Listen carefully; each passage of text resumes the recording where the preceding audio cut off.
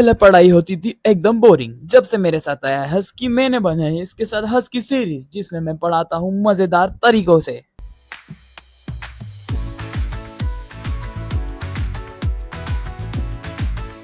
Start करते हैं third unit, जिसमें digestive system, nervous system, sensory system की बात करेंगे।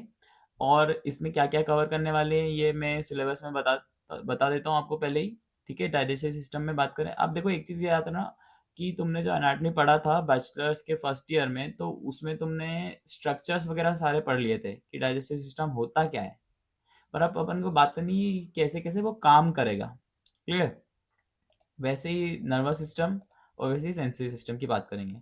तो स्टार्ट करते हैं डाइजेस्टिव सिस्टम।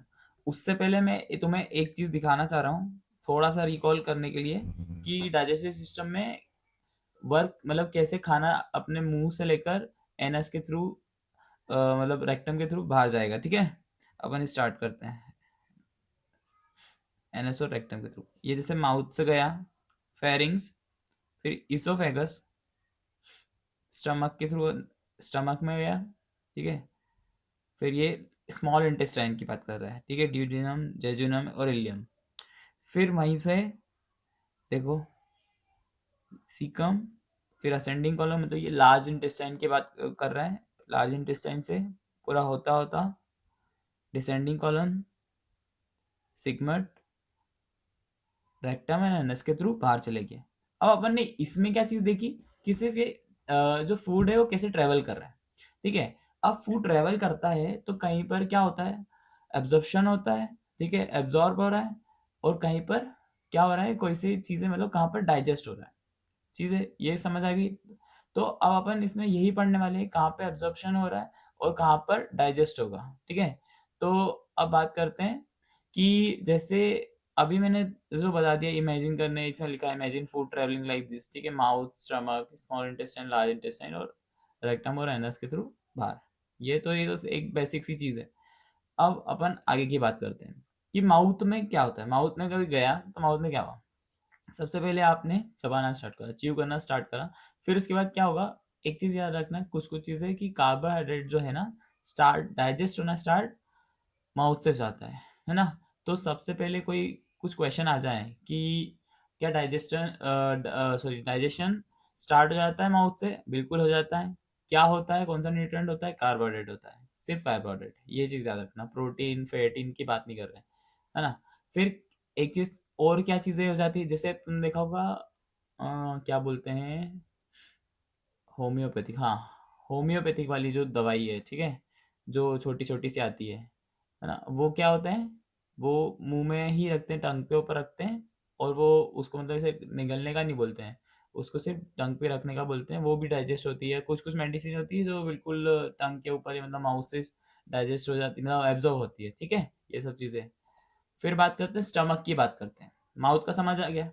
तो अब स्टमक में क्या हो रहा है, स्टमक में अलग अलग एंजाइम है। ठीक है, फिर उनका एंजाइम का अलग अलग काम है। तो वैसे ही अपन को बहुत, देखो एक चीज बता रहा हूँ, वापिस से थॉट आ रहा होगा कि बहुत छोटा है तो नहीं है, या कहीं कहीं मेरे को क्या लग रहा है, मुझे ऐसा चीजें कवर करना है कि सबके लिए वो हो जाए, इक्वल रहे। ठीक है, ना ही मैं ज्यादा बढ़ाकर पढ़ाना चाहता हूँ, ना ही बहुत ज्यादा छोटे में पढ़ाना चाहता हूँ। एक कॉन्सेप्ट क्लियर होना चाहिए, इसलिए ये सब चीजें स्टार्ट हुई है। प्रोटीन, प्रोटीन कहाँ पे स्टार्ट हो रहा है डाइजेस्ट होना? स्टमक में हो रहा है। ये चीजें याद रखना, ठीक है। और एक उसमें भी देखो, एक रेनिन नाम का होता है, जो मतलब आपके जो मिल्क वाले जो प्रोडक्ट होते हैं, मतलब जो प्रोटीन होता है, कैसिन जिसे बोलते हैं, वो कहाँ पे हो रहा है डाइजेस्ट? अपने पेट में। ठीक है, कुछ कुछ क्या क्या ऑब्जर्व हो रही है, और साथ में अल्कोहल, ठीक है, कुछ medicine, small amount of water वगैरह। ठीक है, ये सब चीजें। अब आगे अपन बढ़े, स्टमक से नीचे फूड आया, फिर क्या हुआ कि स्मॉल इंटेस्टाइन में क्या क्या डाइजेस्ट हो रहा है, ऑलमोस्ट सब चीजें। जैसे ग्लूकोज कार्बोहाइड्रेट हो जाएगा, अमीनो एसिड मतलब प्रोटीन का फॉर्म है। ठीक है, फैटी एसिड एंड ग्लिसरॉल मतलब फैट्स की बात कर रहे हैं, और vitamin and mineral and water, ये सब चीज। वाटर आगे लार्जर इंटेस्टाइन में भी जाएगा। वाटर धीरे धीरे हर थोड़ा थोड़ा हर जगह एब्जॉर्ब होता है, पर लार्ज इंटेस्टाइन में ज्यादा होता है।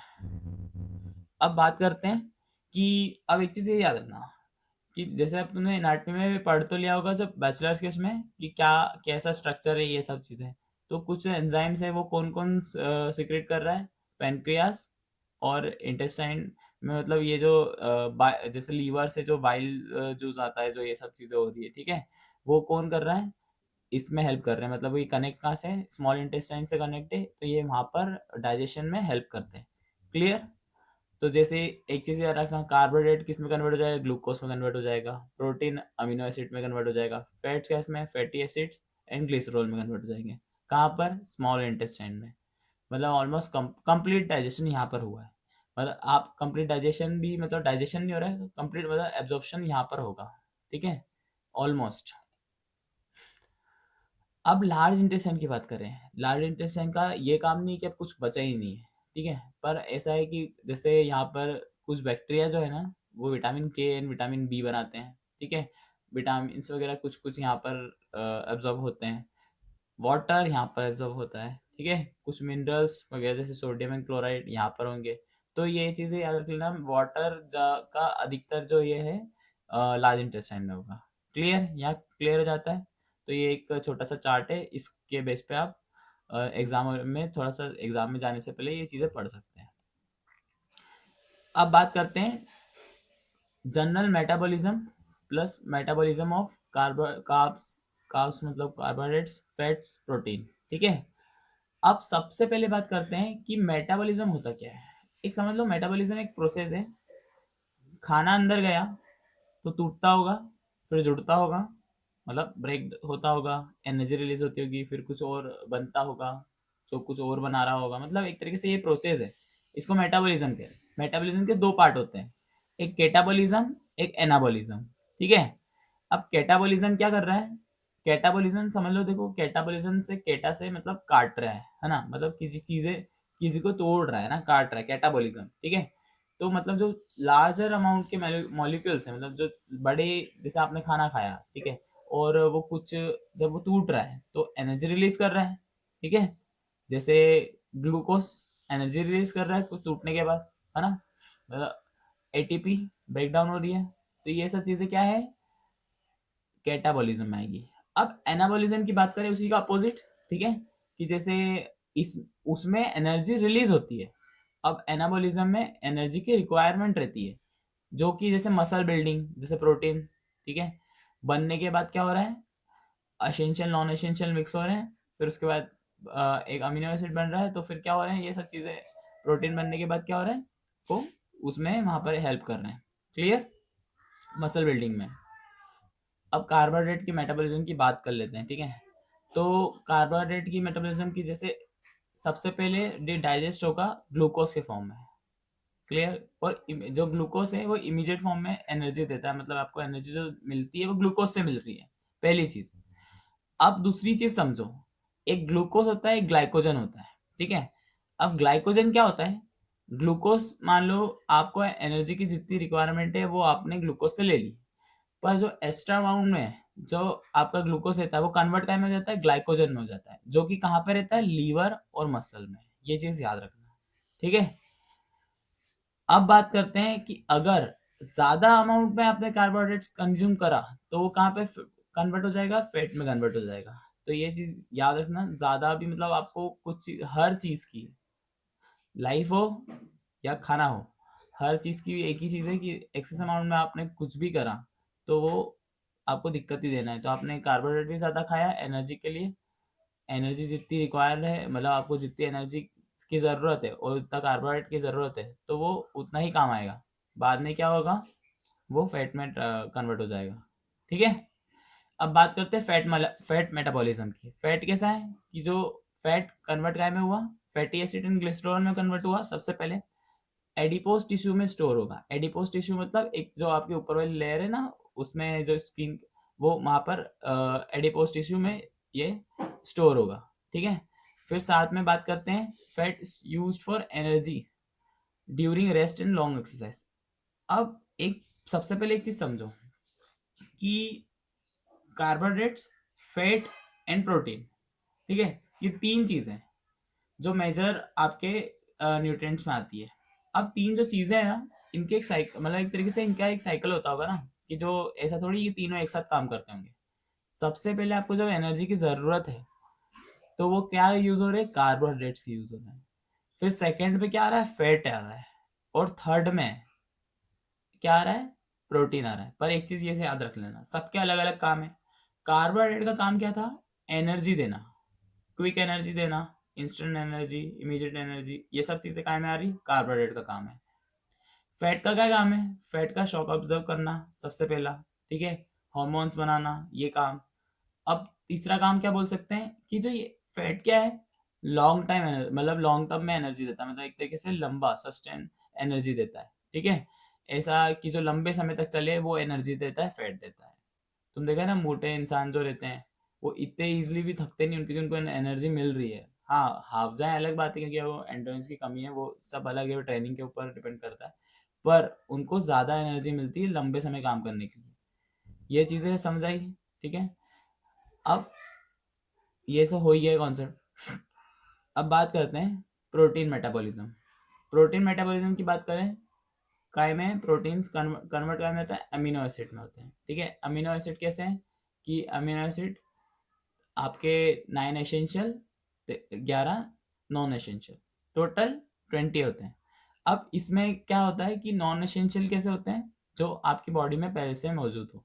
और 9 एसेंशियल क्या होते हैं, जो आपको बाहर से लेना हो, मतलब आपको बाहर से खाना पड़े, वो कौन से होते हैं, एसेंशियल होते हैं, ठीक है। फिर ये जो कंबाइन होकर बनते हैं और फिर ये काम आते हैं।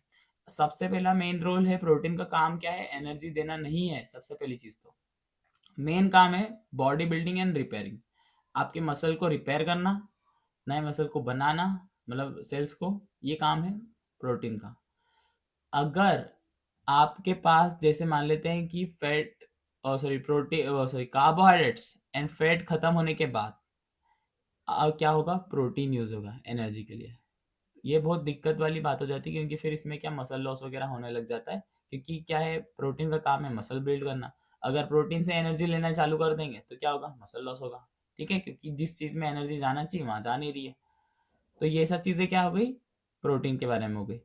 अब एक चीज याद रखना कि सबसे पहले कार्बोहाइड्रेट एनर्जी देगा, सेकंड में फैट देगा, और थर्ड में प्रोटीन देगा। क्लियर।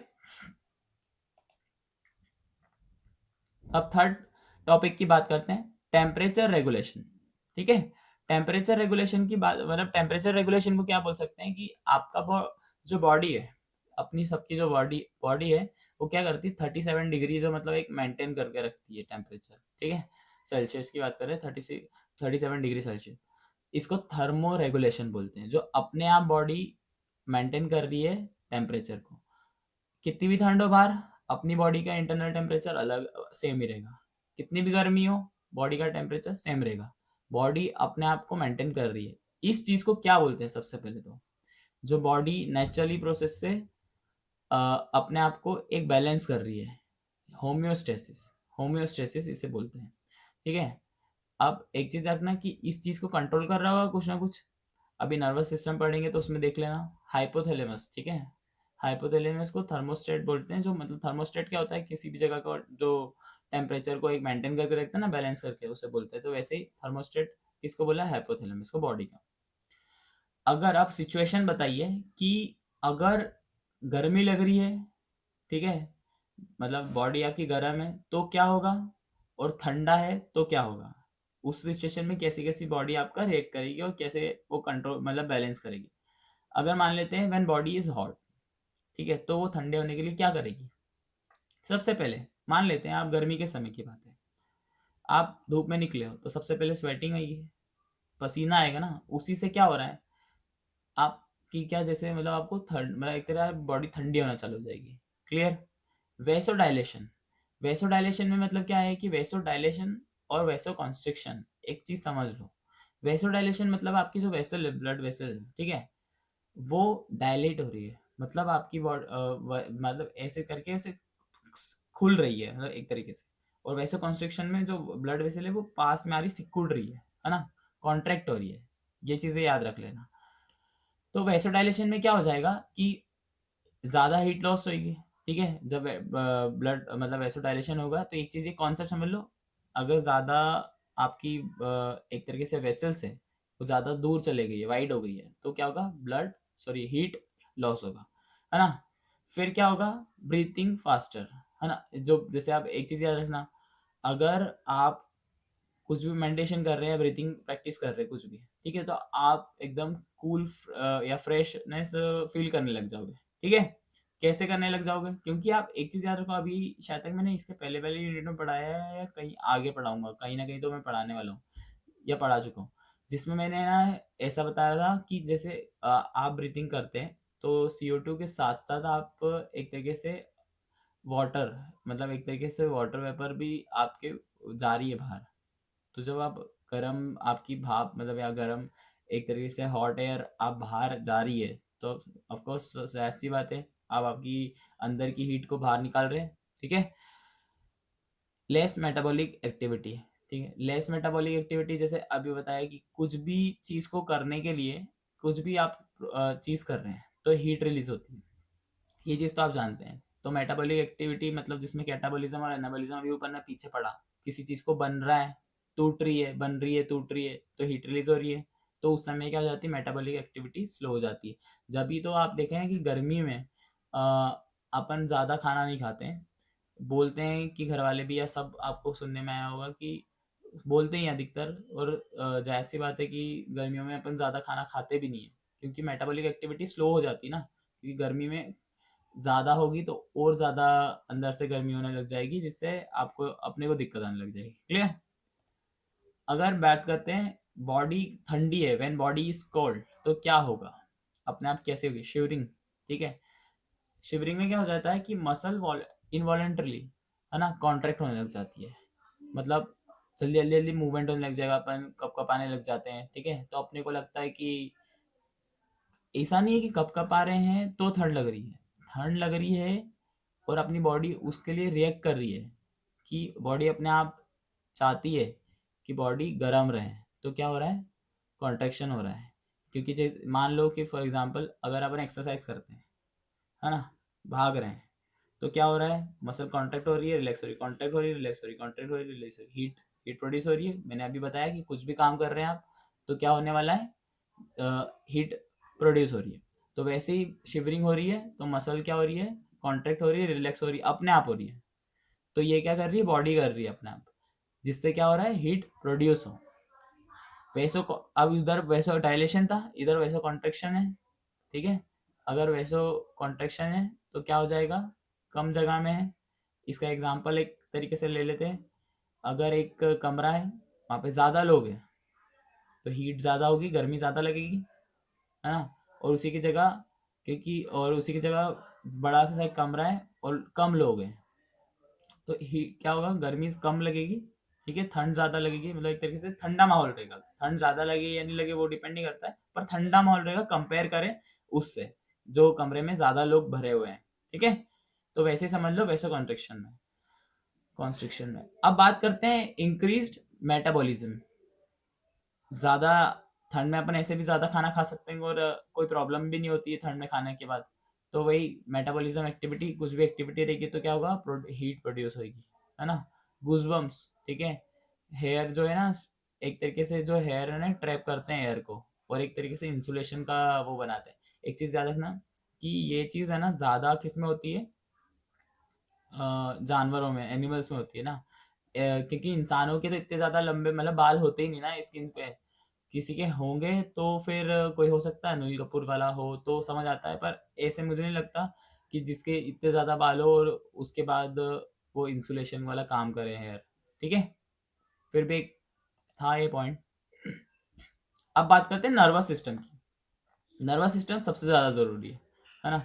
वैसे तो सारे ऑर्गन ही ज़रूरी हैं और सिस्टम ज़रूरी है, सब एक के ऊपर डिपेंड करते हैं, पर बात करते हैं नर्वस सिस्टम की, बात करते हैं। अब नर्वस सिस्टम किस चीज़ को मानो, आप क्या मान सकते हैं कि नर्वस सिस्टम एक तरीके से, आप कंप्यूटर है तो उसका CPU है, तो उसमें सब सिस्टम, मतलब वो खराब हो जाए तो आपका सब कुछ खराब हो जाएगा, कंप्यूटर खराब हो जाएगा, या कुछ पार्ट खराब है उस चीज़ का तो कंप्यूटर पे दिखने लग जाएगा या वैसा काम नहीं करेगा। वैसे ही नर्वस सिस्टम का है कि नर्वस सिस्टम है ना, हर चीज़ को कंट्रोल करता है नर्वस सिस्टम। अब नर्वस सिस्टम को ना डिवाइड कर रखा है दो पार्ट में। इसके और सब पार्ट्स भी अभी अपन आगे डिस्कस करते हैं। सबसे पहले बात करते हैं सेंट्रल नर्वस सिस्टम। ठीक है, सेंट्रल नर्वस सिस्टम क्या होता है, आगे ये इससे समझो। सबसे पहले नर्वस सिस्टम है, ठीक है, नर्वस सिस्टम को दो पार्ट में कर रखा है। सबसे बात करिए सेंट्रल नर्वस सिस्टम, दूसरा करा है पेरिफेरल नर्वस सिस्टम। ठीक है, अब सेंट्रल नर्वस सिस्टम की जब बात करते हैं अपन, तो सेंट्रल नर्वस सिस्टम में क्या आता है, ब्रेन एंड स्पाइनल कॉर्ड, मतलब आपका ब्रेन, ठीक है, और जो स्पाइनल कॉर्ड है, ये क्या है मेरा सेंट्रल नर्वस सिस्टम, क्योंकि यही मेजर, एक मतलब मेजर बोल सकते हैं, जो आपका जो मेजर जितनी भी चीजें हैं वो कंट्रोल कर रही है। चीजें समझ आई।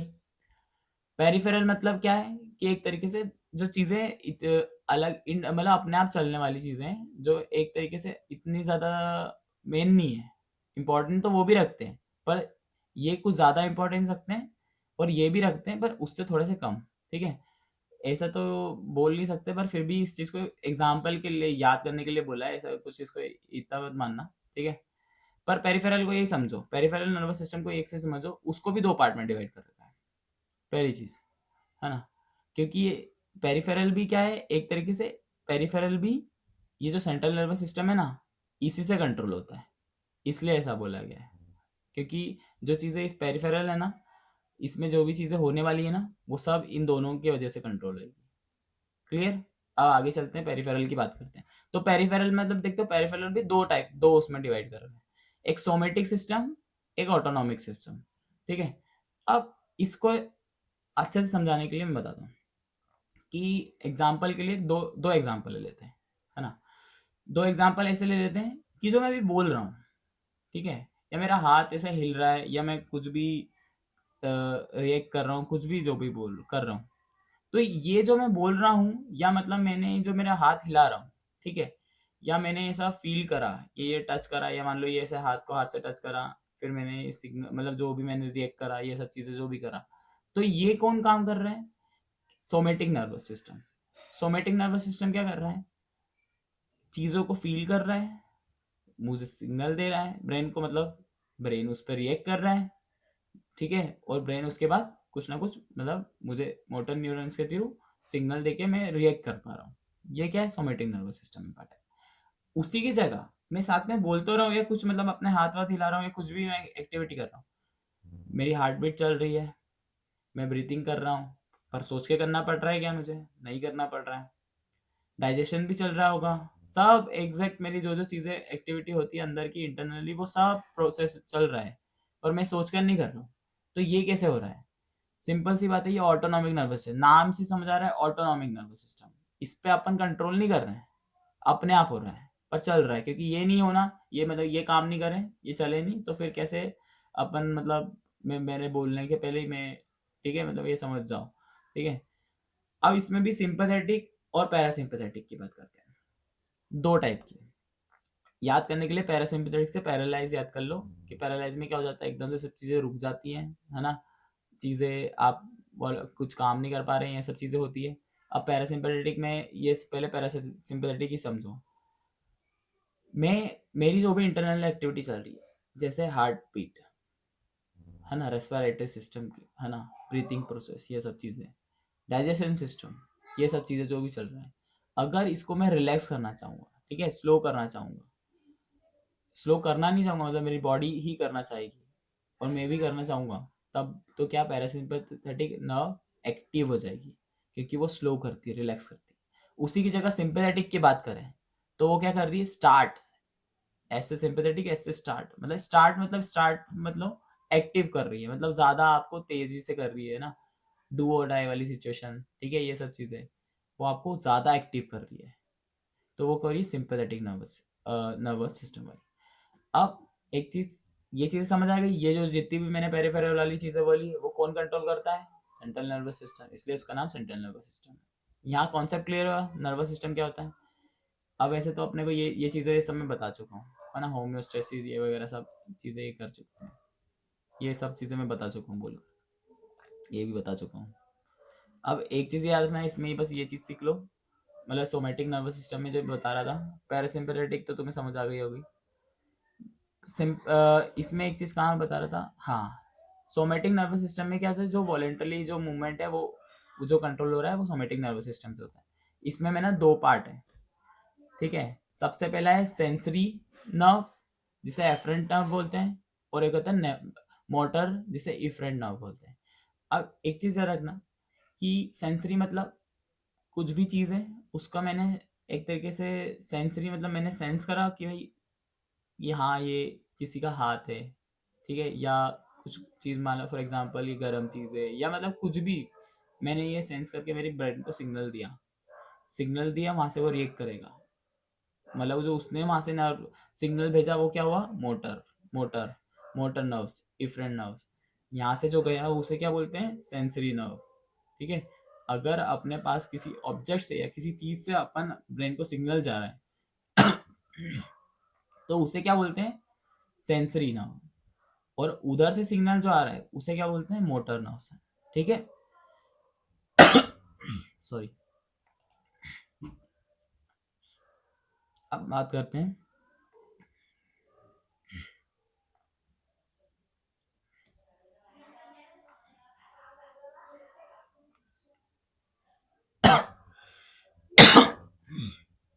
एक मिनट। अब बात करते हैं main parts of the brain and their function. अब ब्रेन के कुछ पार्ट्स होते हैं और उनके कुछ फंक्शन होते हैं। ठीक है। अब वैसे ही ना ब्रेन के सेरेब्रम की बात करते हैं। इसे बोलते हैं the boss of the brain. इसलिए बोलते हैं क्योंकि ये थिंकिंग और एक्शन ये सब चीजें वही कंट्रोल करते हैं। इसके भी 4 लोब है। तुमने ब्रेन का मतलब स्ट्रक्चर पढ़ा होगा, एनाटॉमी पढ़ी होगी, ठीक है, तो उसमें सब पढ़ा होगा। फ्रंटल लोब क्या होता है, temporal lobe, parietal lobe, occipital lobe. ठीक है।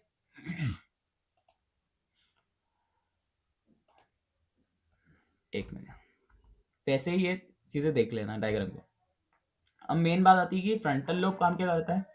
फ्रंटल लोब क्या काम करता है, जितनी भी आप सोच रहे हो, प्लानिंग कर रहे हो, स्पीच मतलब जो बोल रहे हो, ठीक है, पर्सनैलिटी, वॉलंटरी मूवमेंट, ये सब चीजें क्या करता है, फ्रंटल लोब करता है। ठीक है। अब बात करते हैं कि उसी की जगह पैराइटल लोब, मतलब एक तरीके से जो इंटेलिजेंस पे बात कर रहा है वो फ्रंटल लोब की बात कर रही है, फ्रंटल पार्ट जो बात कर रहे हैं। अब बात करते हैं पैराइटल। पैराइटल की जो कर रहे हैं कि जो टच वाले सेंसेशन है, ठीक है, टेम्परेचर, पेन, ये सब चीजें किसकी बात कर रहे हैं, पैराइटल में बात कर रहे हैं। फिर टेम्पोरल, मतलब टेम्पोरल मतलब जैसे कान के पास में है ना सीधे, तो वो क्या है, सुनने में, मेमोरी, लैंग्वेज अंडरस्टैंडिंग, ये सब चीजें क्या कर रहे हैं, टेम्पोरल। मतलब ब्रेन के भी सोचो, ब्रेन का जो पार्ट्स है, हर पार्ट्स कुछ ना कुछ काम कर रहे हैं, कुछ ना कुछ अलग अलग काम है। मतलब आपको कहीं पे भी लगती है तो उससे ऐसा नहीं है कि आपकी सिर्फ याददाश्त ठीक होने वाली है, कुछ ना कुछ चीजें बिगड़ती हैं, या मतलब ऐसा नहीं है कि हर चीज बार बिगड़ जाती है, पर ऐसा है कि कुछ ना कुछ फर्क पड़ने वाला है ना, ये सब चीजें। फिर ऑसिपिटल लोब पीछे साइड है, तो पीछे से डायरेक्ट मतलब विजन वाला। ठीक है। आप देखने में सोचो कि मतलब आँख आगे है पर पीछे लगती है, तो सोचो उस पर भी फर्क पड़ सकता है। क्लियर। अब सेरेबेलम की बात करते हैं। सेरेबेलम क्या है, ठीक है। अब इसे याद रखना कि सेरेबेलम है ना पूरा मूवमेंट और बैलेंस की बात करता है।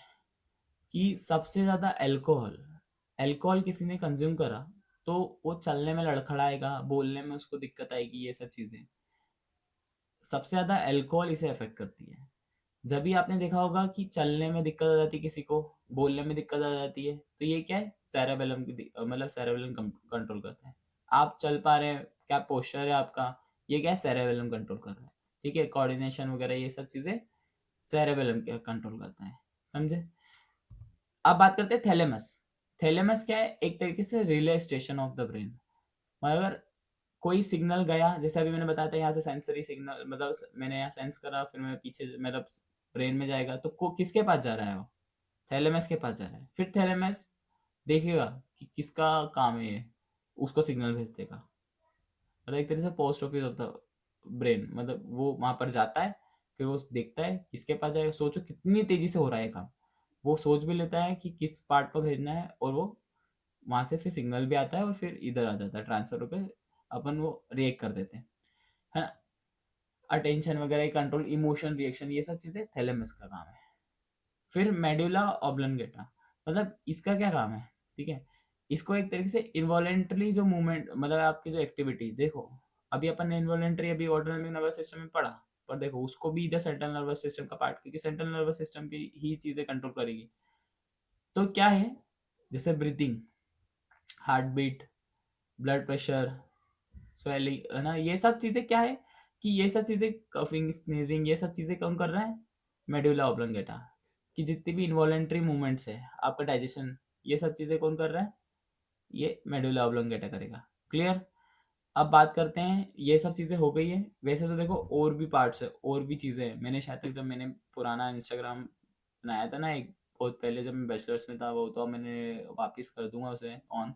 तो उसमें मैंने ये बताया था, शायद तक फरवरी मंथ चल रहा था, तो उसमें कि लव कैसे होता है, लव की क्या प्रोसेस है ना, ब्रेन में क्या चीजें चेंजेस आते हैं, उससे हो जाता है। तो सब कुछ आपका ब्रेन कंट्रोल करता है। यहाँ तक कि ये सब चीजें, वो वाली बात है ना, दिल की बात अलग है, ब्रेन की मत सुनो, ये सब बात ये है कि ब्रेन ही आपका सुनाता है और ब्रेन ही कंट्रोल करता है। कोई दिल तो आपको पता है कि हार्ट का क्या काम है, हार्ट का काम है सिर्फ ब्लड को पंप करना, ना कि किसी चीज का सोचना। सब आपका ब्रेन सोचता है। आप ब्रेन को जैसी चीजें आप फिट कराओगे, जो चीजें आप जैसे देखोगे, चीजें सुनोगे, वो चीजें आपके साथ होने लग जाएगी। तो ठीक है, हमेशा पॉजिटिव सोचो। फिर बात करते हैं स्पाइनल कॉर्ड की। बात करें तो स्पाइनल कॉर्ड क्या है, एक कनेक्शन बिठा रहा है ब्रेन और बॉडी के बीच में।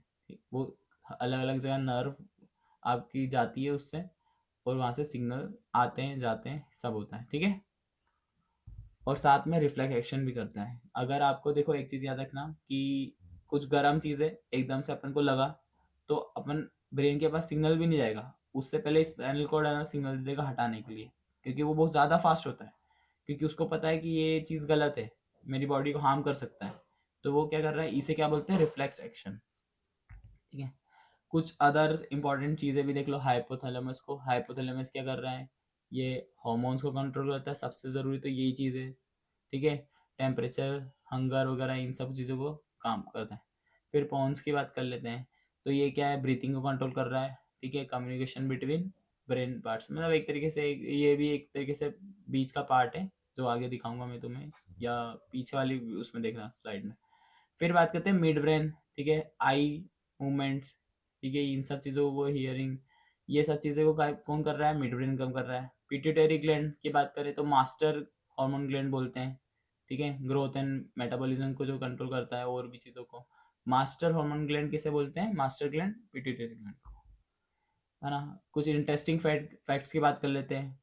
ब्रेन जो है 1.3 kg का होता है, बस सारी अपनी पूरी बॉडी को कंट्रोल कर रहा है। सोचो, 80 90 100 किलो का इंसान है, ब्रेन उसका इतनी 1 1.5 1.5 किलो का होगा जैसा था, हाँ। वो फिर भी उसकी चीज़ें सारी कौन कंट्रोल कर रहा है, ब्रेन कंट्रोल कर रहा है। एक नॉर्मल कार, फास्टेस्ट कार की नहीं बात कर रहा हूँ, नॉर्मल कार की बात कर रहा हूँ, जो भी है। फास्टेस्ट कार तो इससे ज़्यादा तेज़ है, पर एक चीज़ याद रखना, उससे ज़्यादा तेज़ अपने जो नर्व की सिग्नल, मतलब एक तरीके से जो ब्रेन सिग्नल देता है, वो ज़्यादा तेज़ है। 86 बिलियन न्यूरॉन्स हैं। मतलब स्टार्स नहीं होंगे गैलेक्सी में, उससे ज़्यादा अपने पास न्यूरॉन्स है। सोचो, न्यूरॉन्स क्या होते हैं, ये चीज़ भी समझ लो। न्यूरॉन्स का मतलब क्या होता है, सेल। सेल पढ़ा होगा तुमने, सेल्स को। ठीक है। तो वो क्या है, स्मॉलेस्ट फंक्शन यूनिट है। फिर उससे टिश्यूज बने, उससे फिर ऐसे ऑर्गन, एक तरीके से, मतलब एक तरीके से जो स्मॉलेस्ट यूनिट है वो सेल है अपनी बॉडी का। वैसे ब्रेन में जो यूनिट है सबसे स्मॉलेस्ट, वो क्या है, न्यूरॉन्स है। तो वैसे ही सोचो 86 बिलियन न्यूरॉन्स है ना। आप सो रहे हैं तब भी आपका ब्रेन काम कर रहा है। क्लियर। ये चीजें इसलिए बता रहा हूँ कि कुछ कुछ चीजें बेसिक इतनी होती है कि किसी को तो बहुत सारी चीजें पता है, पर किसी को तो इतनी चीजें भी नहीं पता जो होना चाहिए उसे पता। ठीक है। सेरेब्रम की बात करें, इंटेलिजेंस सेंटर बोलते हैं। ठीक है। तो ये चीजें हैं, मुझे एग्जैक्ट तो याद नहीं आ रहा है। शायद तक मैंने एक ऐसा कुछ, मैंने ये सोचा था कि या है भी सही ये चीज़ सही, कि ब्रेन, मतलब लड़कियों का ज़्यादा सेरेब्रम काम एक्टिव रहता है लड़कों के कंपैरिजन में। ये एग्जैक्ट तो नहीं, मैं इस पे एक बार मैं तुम्हें वीडियोस में या मतलब बताऊंगा, इस पे भी मैं देखूंगा करके सर्च। फिर सेरेबेलम की बात करते हैं। एथलीट में कभी सेरेबेलम ज़्यादा अच्छा है, तो वो ज़्यादा अच्छे से स्किल मूवमेंट कर पाएगा ज़्यादा अच्छे से। ठीक है। अब लास्ट टॉपिक फटाफट खत्म करते हैं। सेंसरी सिस्टम की बात करते हैं। सेंसरी सिस्टम क्या आता है, ठीक है, जो एक तरीके से फील करे और सेंस करें कि अपने आसपास क्या है और अपनी बॉडी में क्या फील हो रहा है, मतलब ये सब चीज़ें को क्या है, सेंसरी सिस्टम की बात करते हैं ना। ये जैसे इसमें देख लो touch, pain, temperature, smell, sound taste, ये सब चीज़ें। फिर बात करते हैं जनरल सेंसेशन में क्या होती है, कि जैसे ओवरऑल जो भी चीज़ें बॉडी में जो ये चीज़ें कर रहे हैं, है ना, उसमें फर्स्ट आता है क्यूटेनियस सेंसेशन, है ना। क्यूटेनियस सेंसेशन में क्या आता है कि जो आपकी जो एक तरीके स्किन, है ना, स्किन वाला जो ऊपर वाली जो लेयर है ना, उसमें मैं बात कर रहा हूँ। जो उसमें क्या हो रहा है कि टच सबसे पहले, कि किसने टच करा, लड़की का हाथ है, लड़के का हाथ है, जानवर है, ये वो, ये सब चीज़ें किस में आ रहा है, कोई ना कोई तो सेंसेशन, मतलब एक तरीके से रिसेप्टर्स होते होंगे जो बताते होंगे कि ये किसकी चीज़ का टच है और किसका नहीं है। प्रेशर, है ना, कि भैया कितने ज़्यादा ज़ोर से आपको टच करा है ना, ये सब चीज़ें, प्रेशर सेंसेशन, मतलब एक तरीके से टेम्परेचर, गर्म है, ठंडा है, कैसा है, ये सब पेन, वाइब्रेशन, ये सब चीज़ें क्या में जनरल सेंसेशन में आती है। सो है ना, क्यूटेनियस सेंसेशन में उसके रिसेप्टर्स इसे देखेंगे, कुछ रिसेप्टर्स होते हैं, ये सब चीज़ें एडिशनल में आप पढ़ सकते हैं, ठीक है। फिर बात करते हैं काइनेस्थेटिक सेंसेशन की, बात करते हैं कि काइनेस्थेटिक सेंसेशन में क्या हो जाएगा। अब काइनेस्थेटिक सेंसेशन में एक चीज़ याद रखना कि काइनेस्थेटिक सेंसेशन को सिक्स सेंस भी बोलते हैं, और उसमें क्या हो जाता है कि अगर आप कुछ चीज़ें, जैसे मैं खाना खा रहा हूँ, मैंने इतनी बार खाना खा चुका हूँ अपनी लाइफ से अभी तक, जिसमें मैं आग बंद करके भी खाना खा सकता हूँ, मेरे मुंह में ही जाएगा वो, ऐसे इधर आँख वाँख में नहीं लगेगा। या मैं बॉलर हूँ तो मैंने इतनी बॉल डाल चुकी होगी कि मैं अपना रन अप देख लूँ तो मैं अपने, ऐसे मतलब बहुत ज़्यादा प्रैक्टिस करी हो, मेरी बात नहीं कर रहा हूँ, किसी और प्लेयर की बात कर रहा हूँ, ठीक है, या जिसने बहुत अच्छी प्रैक्टिस करी होगी तो वो आग बंद करके भी बॉल डाल सकता है। ये चीज़ तो है। तो ये चीज़ें रहती है ना कि किसी ने इतनी ज़्यादा प्रैक्टिस कर ली हो, इतनी ज़्यादा प्रैक्टिस कर ली हो कि उस बॉडी को पता चल गया हो कि नहीं, मुझे अपने आर्म को ऐसे रखना है। क्यों, अपन जब अपन ने इतनी बार खाना खा चुके हैं कि अपने को पता है कि मुझे कितनी स्पीड से मुंह तक ले जाना है और खाने को, ये सब चीज़ें अपने को इतनी बार प्रैक्टिस करी, तो वैसे ही इसे काइनेस्थेटिक सेंस बोलते हैं, जिसमें आपकी बॉडी को पता है कि कौन सी पोजीशन पे रखना है, कितने फोर्स तक रखना है, कैसा मूवमेंट करना है, ये सब चीज़ें काइनेस्थेटिक सेंस में आती है। जैसे बॉडी पोजीशन, अपनी बॉडी को पता है कि कितनी, क्या चीज़ें रखना है, किस पोजीशन में क्या रखना है, कैसा हाथ को रखना है, कैसे पैर को रखना है, ये सब चीज़ें। मूवमेंट सेंस, जब अपन आँख बंद कर रहे हैं तो अपने को पता है कि अपन भाग भी रहे हैं आँख बंद करके, तो अपने को पता है कि कैसे भागना है। ऐसा थोड़ी कि अपन इधर उधर भागने लग जाते हैं या लड़खड़ाने लग जाते हैं, सीधे रोड पे तो भाग ही सकते हैं ना। मसल मसल टेंशन में क्या हो जाएगा कि मुझे पता है कि मुझे कितना ज़्यादा स्ट्रेच देना है ना, स्ट्रेच करना है, टेंशन देना है अपने मसल को, मतलब ये चीज़ें मुझे पता है कि इस मूवमेंट, इस चीज़ को करने के लिए इतना लगेगा प्रेशर, इस चीज़ को करने के लिए इतना लगेगा। अगर अपन बॉल डालते रहते हैं या कुछ करते रहते हैं तो अपने को पता चल जाता है ना, इस प्रेशर से मार रहा हूँ, या सॉरी इस इतनी फोर्स लगा रहा हूँ तो यहाँ बॉल जा रहा है, इतना लगा रहा हूँ तो यहाँ जा रहा है, फुल टॉस जा रहा है, ज़्यादा लगाने पर, कम लगाने पर छोटा गिर रहा है, तो मुझे बीच वाला करना है। ये सब चीज़ें क्या है, मसल टेंशन में आ जाएगा। कुछ रिसेप्टर्स होते हैं जो बताते हैं, ये चीज़ याद रखना, ये ऑब्जेक्टिव के बेस पे काम का है। मसल स्पेंडल में क्या होता है, वो बताता है कि मसल कितना स्ट्रेच हुआ है, ठीक है। गोल्जी टेंडन ऑर्गन्स, ये क्या बता रहा है, टेंडन, टेंडन से टेंशन, कितना मसल पे टेंशन है, ठीक है, ये क्या बता रहा है, गोल्जी टेंडन, ठीक है। जॉइंट रिसेप्टर, कितना ज़्यादा मूवमेंट है, ये सब चीज़ें कौन बता रहा है, जॉइंट रिसेप्टर बता रहा है। क्लियर, ये सब चीज़ें समझ आ गई है। अब बात करते हैं स्पेशल सेंसेस की, बात करें, ये क्या है, विजन, मतलब आई, ईयर, है ना। इनर इनर ईयर भी देखो, एक इनर ईयर भी लिखा रखा है जो बैलेंस को देखता है, इसमें वेस्टिबुलर फ्लूइड होता है जो कि जैसे बैलेंस वगैरह का जो देखता है ना। फिर नोस जो स्मेल को देखता है, टंग टेस्ट को देखता है। तो यही थी अपनी ये कौन सी थर्ड यूनिट थी जो कि कंप्लीट हो चुकी है।